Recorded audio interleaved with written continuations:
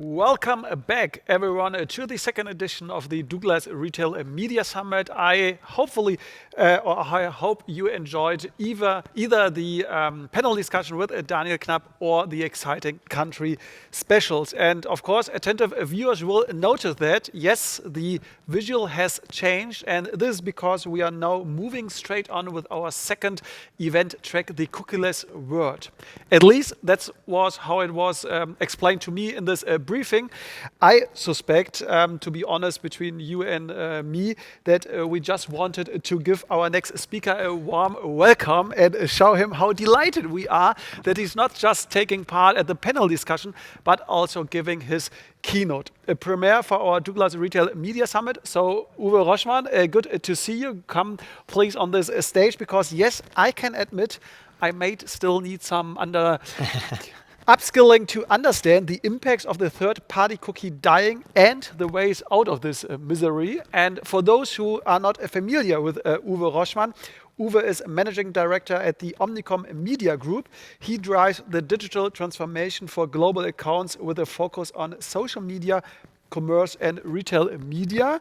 And starting with today's cookie status and with what will happen in the near future, in his short keynote he will take a look at cookieless data and targeting opportunities for marketeers to prepare for the upcoming Cookiecalypse. So Uwe, nice to have you on this stage. Yeah. I would say feel free to start, and much joy with the keynote. Thank you very much. Hello everyone.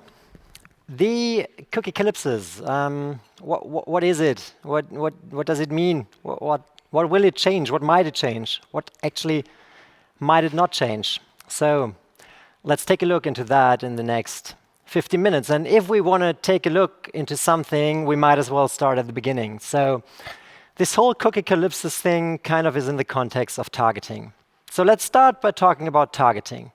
And very briefly, if we look at a world of consumers or potential consumers, there's everyone out there. Everyone normally is not interesting for me as a brand to advertise against, because not everyone will buy my products, my services, or will like my brand, because not everyone might need what I produce, or some people might buy competitors and will keep buying competitors.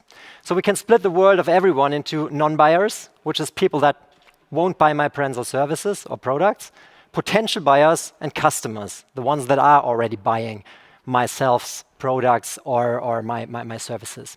And we're talking about targeting if we reduce the non-buyers from the everyones to focus our marketing money, our marketing budget, onto those that are either buying my brands and services, to have them buying more of it, or that might buy my products and services, to start buying it.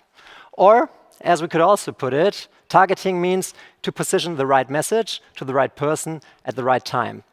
This sentence might have been heard before, but it is kind of true. Right message is the what, it's the creative part, so we're not going to be focusing on that today too much. But let's focus on the who and the where. And especially, let's focus on the development in advertising, in marketing, in media, from the where to the who, what this means for cookies and what this means for the Cookiecalypse.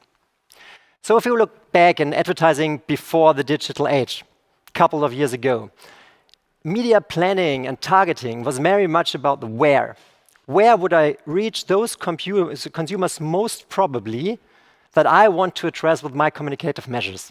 So for example, if I would have a female target group, it would be a good idea to, for example, have a print ad in Elle. As we see here, the very most readers of the Elle magazine actually are female, and therefore there's a higher probability that I reach a female target group within Elle rather than in some other magazines. Or if I want to advertise against householders 35 years plus, who wants to be a millionaire might be a great setting because, and this is the indices, the average viewer of Who Wants to Be a Millionaire rather is 35-year plus and household holder than not. So it was very much about positioning my message against the where.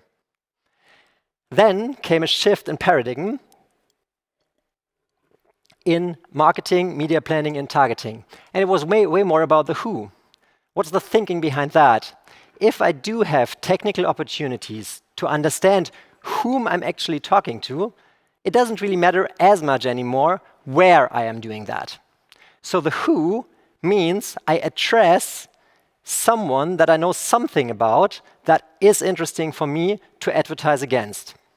And there was one solution that helped a lot doing that, especially if we were talking digital measures, digital performance measures such as display or online video. And that would have been the cookie. So let's take a look on the cookies, because there is various cookies out there. There's first-party cookies, there's third-party cookies. We're going to be hearing a lot about that in the following session this afternoon. There are some cookies that are super-duper relevant, just technically, like, for example, pieces of software that understand, am I visiting a website on my mobile phone or via my laptop? And then they scale the screen on the size that I need to make sure that on the device that I'm visiting the site with, it's in the best possible proportion.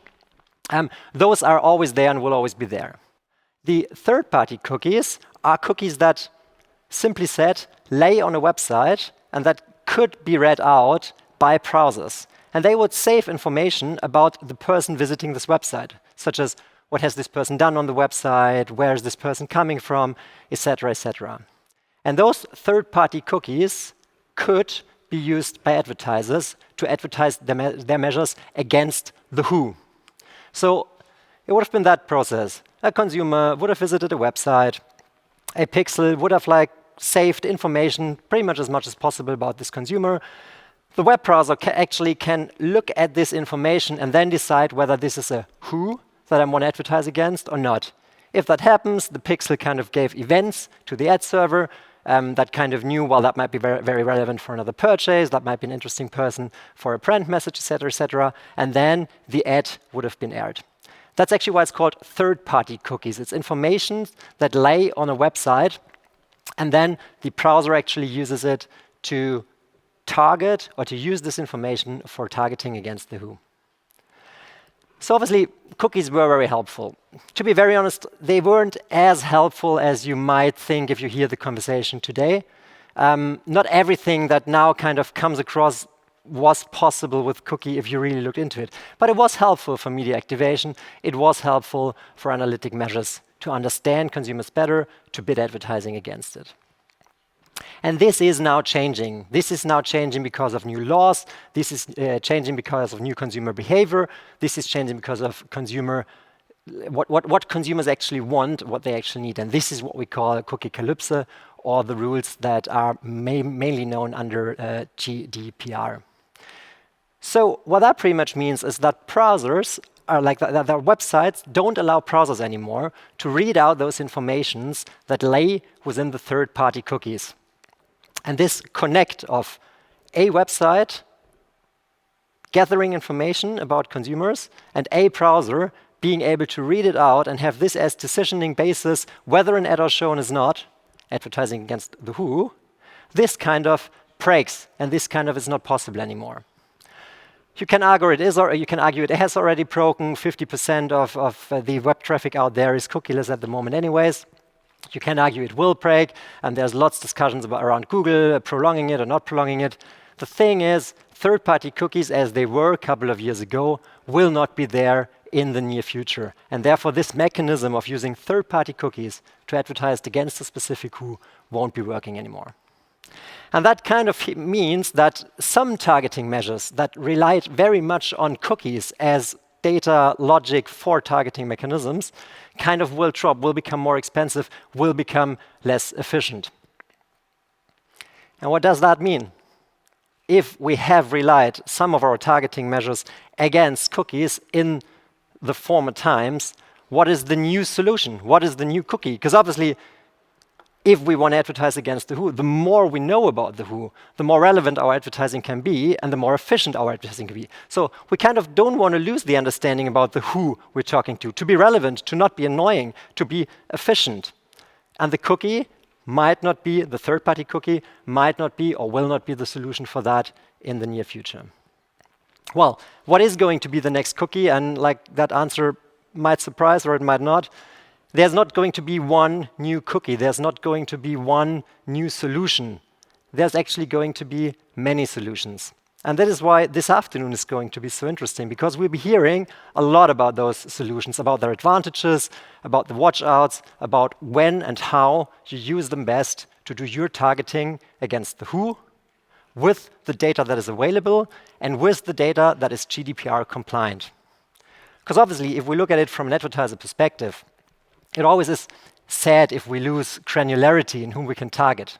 But if we look at it from on a consumer perspective, it's the right thing that this has happened, because data in the very end belongs to the consumer, and he kind of needs to decide whom and how can be advertised against him or her, and not a browser against a third-party cookie that lies somewhere on a website or on a server. So there won't be one solution, there'll be many solutions. And this is only a couple of them that we'll be looking at today partly, and that are worth looking at the moment. Contextual, which is a bit the mixture of the where and the who. It kind of says who visits which content, context, in which situation the very most, target against those. Platform solutions, Google, for example, Google Topics is a discussion that's going on. ID consortia, and we'll be hearing from them later today. Actually, I think 1 or 2 sessions after this one, we'll be hearing about ID 2.0, ID consortia, NetID. Data partnerships, of course. Who has seen the panel that we had just before lunch break was very much about that. CDP and first-party data. If I am a big advertiser and I can afford to build my own data stack and advertise against that, third-party cookies all of a sudden become first-party cookies and can be used for advertising if done in the right way. Smart areas. I can use super smart locations and understand better, like people that live in those areas, how do they behave and how can I target against them. Data clean rooms help me activate knowledge that is somewhere in a PII consistent way for my targeting and for my data measures.